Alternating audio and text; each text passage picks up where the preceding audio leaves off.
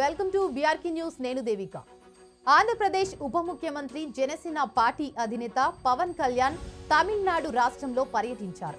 మదురై నగరంలో జరిగిన మురుగా భక్తర్గల్ మానాడు మహాసభలో పవన్ కళ్యాణ్ పాల్గొన్నారు. ఇక ఈ కార్యక్రమానికి లక్షలాది మంది సుబ్రహ్మణ్య స్వామి అంటే మురుగన్ భక్తులు హాజరయ్యారు. ఇక ఈ మురుగన్ కు అత్యంత ప్రీతి పాత్రమైన క్షేత్రాలున్న తమిళనాడులో ప్రఖ్యాత మీనాక్షి అమ్మవారు కొలువై ఉన్న చారిత్రక మదురై నగరం ఈ సదస్సుకు వేదికైంది. సనాతన ధర్మం పరిరక్షకుడిగా పవన్ కళ్యాణ్ ఈ కార్యక్రమంలో పాల్గొంటున్నారని, మురుగన్ కొలువైన పవిత్రమైన భూమిపై ఆయన అడుగు పెట్టారని ఈ కార్యక్రమ నిర్వాహకులు, ఆలయ సన్నిహిత వర్గాలు తెలిపాయి. అందరూ ఈ కార్యక్రమానికి ఒక సనాతన ధర్మంగా కాకుండా 2026 తమిళనాడు ఎన్నికలే లక్ష్యంగా జరిగి ఉంటాయని పలువురు రాజకీయ విశ్లేషకులు అభిప్రాయపడుతున్నారు. మరి ఎందుకు అలా అన్నారు అనేది ఇప్పుడు తెలుసుకుందాం రండి. తమిళనాడు ద్రవిడ ఉద్యమాలకు పుట్టినిల్లు. గత కొన్ని సంవత్సరాలుగా బీజేపీ పార్టీ అక్కడ పాదం మోపాలని, తమిళ గడ్డపై బీజేపీ జెండా పాతాలని లక్ష్యంగా పెట్టుకుంది. కానీ అక్కడి ప్రాంతీయ పార్టీలు మాత్రం జాతీయ పార్టీలను ఆ రాష్ట్రంలో అడుగు కూడా పెట్టనీయడం లేదు. ఎన్ని ఏళ్లు ఉన్నా ఆ రాష్ట్రాన్ని ప్రాంతీయ పార్టీలే పాలిస్తున్నాయి తప్ప జాతీయ పార్టీలకు అక్కడి తమిళ తమ్ముళ్లు అవకాశం ఇవ్వడం లేదు. దీంతో ఈసారి ఎలాగైనా బీజేపీ తమిళనాడులో ప్రభుత్వాన్ని ఏర్పాటు చేయాలని కంకణం కట్టుకుంది. అందులో భాగంగానే తమిళనాడులో AP deputy CM Pawan Kalyan ను రంగంలోకి దించింది. నిజంగా ఒక్క మాటలో చెప్పాలంటే బీజేపీ పార్టీకి పవన్ ఒక ఎన్నికల అస్త్రంగా దొరికాడు.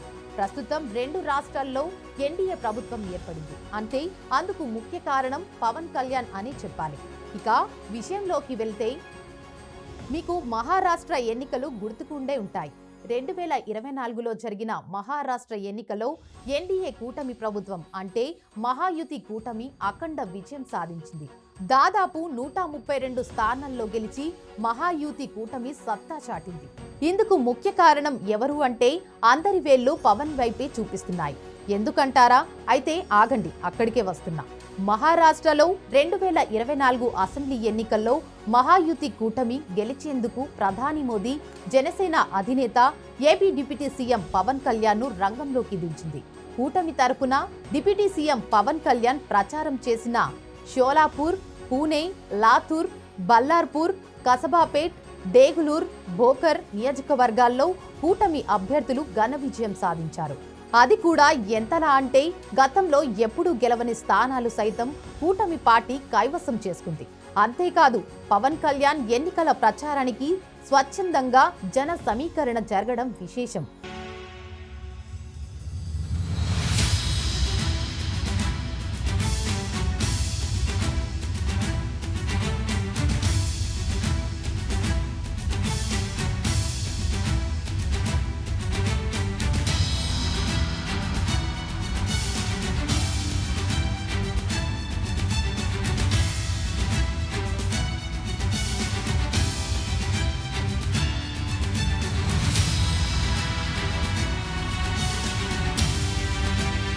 మరాఠా గడ్డపై తెలుగు ప్రజలు అత్యధికంగా ఉన్న చోట్ల పవన్ కళ్యాణ్ తన సత్తా చూపించి బీజేపీ కూటమిని అధికార పీఠంపై పవన్ కళ్యాణ్ కూర్చోబెట్టాడు అనడంలో ఎటువంటి సందేశం లేదు. దీంతో మోదీ, అమిత్ షాలు అప్పగించిన మిషన్ మహారాష్ట్ర సక్సెస్ఫుల్ గా పూర్తి చేసుకోవడంతో బీజేపీ నెక్స్ట్ టార్గెట్ తమిళనాడును ఎంచుకుంది. మహారాష్ట్ర ఎన్నికల్లో బీజేపీ ప్రధాన ప్రచార అస్త్రంగా మారిన AP deputy CM Pawan Kalyan చరిష్మాను యావత్ దక్షిణ భారతదేశానికే ఉపయోగించుకోవాలనే యోచనలో బీజేపీ హైకమాండ్ ఉన్నట్లు తెలుస్తోంది. మహారాష్ట్ర మిషన్ సక్సెస్ఫుల్ గా పూర్తి చేసుకోవడంతో నెక్స్ట్ తమిళనాడు బాధ్యతలను పవన్ కళ్యాణ్ కు అప్పగించే యోచనలో ఉందట. మరో 8 నెలల్లో తమిళనాడు అసెంబ్లీకి ఎన్నికలు జరగబోతున్నాయి. అయితే గత కొన్ని ఏళ్లుగా బీజేపీకి తమిళనాడు కొరకని కొయ్యగానే మారింది. ఆ రాష్ట్రంలో ప్రాంతీయ పార్టీలు మాత్రమే గట్టెక్కుతున్నాయే తప్ప బీజేపీకి అవకాశం రావడం లేదు, అవకాశం ఇవ్వడము లేదు. గతంలో జయలలిత, కరుణానిధులు బతికి ఉన్నంత కాలం తమిళనాడులో బీజేపీ పాచిక పారలేదు. ఒక్క మాటలు చెప్పాలంటే ఎంజి రామచంద్రన్, జయలలిత, విజయకాంత్, కరుణానిధులు తమిళనాడు రాజకీయాలను శాసించారు. ఆ తర్వాత జయలలిత, కరుణానిధులు మరణం అనంతరం తమిళనాట రాజకీయాలు ముఖ చిత్రాలే మారిపోయాయి.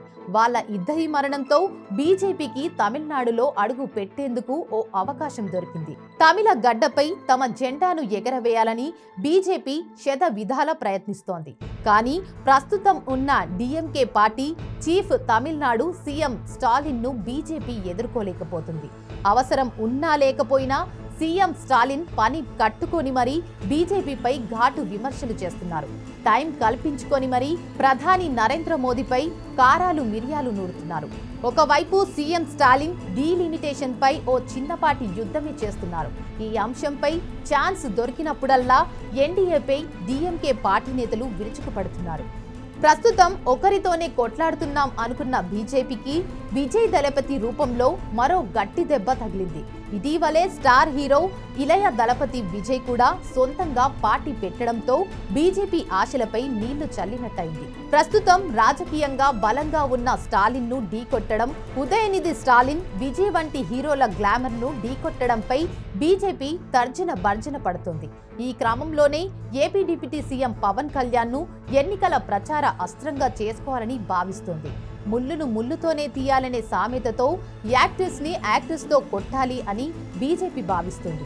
అందులో భాగంగానే తమిళనాడు ఎన్నికల్లో ప్రచార అస్త్రంగా పవన్ ను మరోసారి వాడుకోనుంది.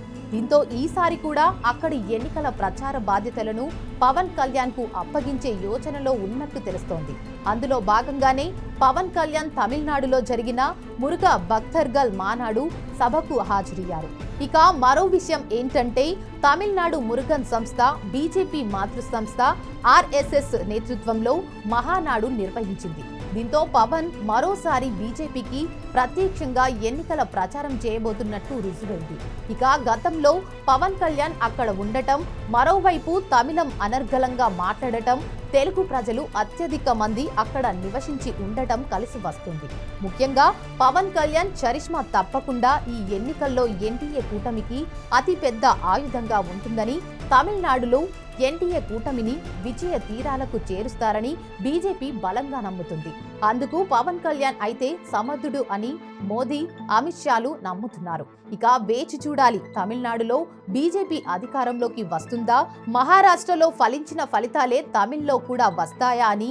ఏది ఏమైనా గానీ వచ్చే తమిళనాడు అసెంబ్లీ ఎన్నికల్లో పవన్ ప్రభావం మాత్రం ఖచ్చితంగా ఉండబోతుంది అని చెప్పాలి.